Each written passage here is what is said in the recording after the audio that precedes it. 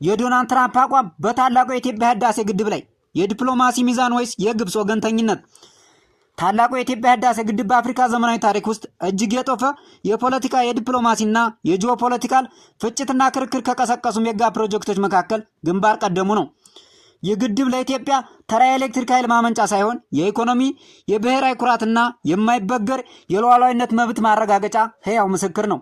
በአንጻሩ ግብፅ ከናይል ወንዝ ፍሰት ደህንነትና ከአሮጌ የቅኝ ግዛት ውል ጋር በማስተሳሰር የህልውና አደጋ አስመስላ በማቅረብ እኔ ብቻ ልጠቀም የሚለዋን አምባገነናዊ አባዜዋን ባገኘችው አጋጣሚ ሁሉ ማንጸባረቋን አሁንም አጠናክራ ቀጥላለች። በዚህ እጅግ ውስብስብና ለአስጨራሽ የልማት ፕሮጀክት ዙሪያ የዶናልድ ትራምፕ አስተዳደር ከሚዛናዊነት ይልቅ ለግብፅ የሚያደላ ፖሊሲና የፖለቲካ ውሳኔ ግብፅን ማስደሰቱን አሁንም አጠናክሮ ቀጥሏል። እንደ አውሮፓ አቆጣጠር በ2019ና በ2020 በአሜሪካና በዓለም ባንክ አስገዳጅ አስተባባሪነት በኢትዮጵያ በግብፅና በሱዳን መካከል ተጽዕኖ የበዛበት ድርድር ተካሂዶ ነበር። በዚህ ድርድር በአሜሪካ የቀረበው ረቂቅ ስምምነት የኢትዮጵያን የወደፊት የውሃ አጠቃቀምና የመልማት መብት ቅርቃር ውስጥ የሚከት በመሆኑ ኢትዮጵያ አልተቀበለችውም ነበር። ከዚህ ክስተት በኋላ ዶናልድ ትራምፕ በሰጡት ምላሽ ግብፅ ግድቡን ልታፈነዳው ትችላለች የሚል የማስፈራሪያ አዘል ንግግር ማድረጋቸው የሚታወስ ነው። ይህም በወቅቱ በኢትዮጵያ ከፍተኛ ቁጣና ህዝባዊ ተቃውሞ ቀስቅሶ ነበር። በብዙዎች ዘንድ የዲፕሎማሲ ጫናው ገደብ የሌለውና የግብፅን የኃይል አማራጭ የሚያበረታታ አደገኛ መልእክት ተደርጎ ተወስዶ ነበር። በዚያው ሰሞን ዋሽንግተን ለኢትዮጵያ ትሰጠው የነበረውን የልማት የገንዘብ ድጋፍ ማገዷ በኢትዮጵያ በኩል ግልጽ የማስገደጃ የፖለቲካ ጫና ፈጥሮ አልፏል። ይህ እርምጃ ትራምፕ በጉዳዩ ላይ ገለልተኛና ሚዛናዊነት የጎደለው ለአንድ ወገን አድሏቸውን በግልጽ ያንጸባረቁበት ክስተት ሆኖ አልፏል።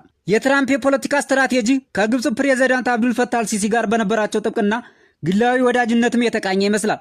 ትራምፕ አልሲሲን በተደጋጋሚ በማሞገስ ግብፅ አይነኬ የአሜሪካ ስትራቴጂካዊ አጋር ናት በማለት ሌላውን የመግፋት አዝማሚያ ሲያሳዩ ተስተውለዋል። ይህም ፕሬዝዳንቱ በህዳሴ ግድብ ጉዳይ ያላቸውን አድሏዊ ጽኑ አቋም ዳግም ያሳዩበት ሆኖ አልፏል።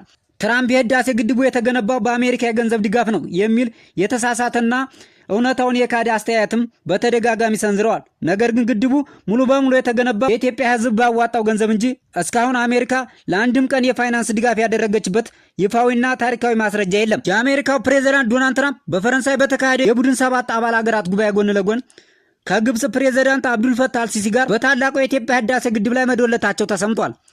ዶናልድ ትራምፕ ግድቡ በግብፅ ከፍተኛ ችግር እየፈጠረ መሆኑን በመግለጽ የአባይ ወንዝ የውሃ ፍሰት ከሚጠበቀው በታች እየሆነ መምጣቱንና ግብፅ የፍትሃዊ የሆነ የሀብት አጠቃቀም በደል ደርሶባታል በማለት ውግንናቸውን በግልጽ አንጸባርቀዋል። በዚሁ መሰረት ጉዳዩን ዳግም ወደ ጠረጴዛ በማምጣት ለመምከር ፍላጎት እንዳላቸው የተሰማ ሲሆን በቀጣይ በሚካሄደው ውይይታቸው አደገኛ ካርዳቸው እንደሚመዙ ይጠበቃል።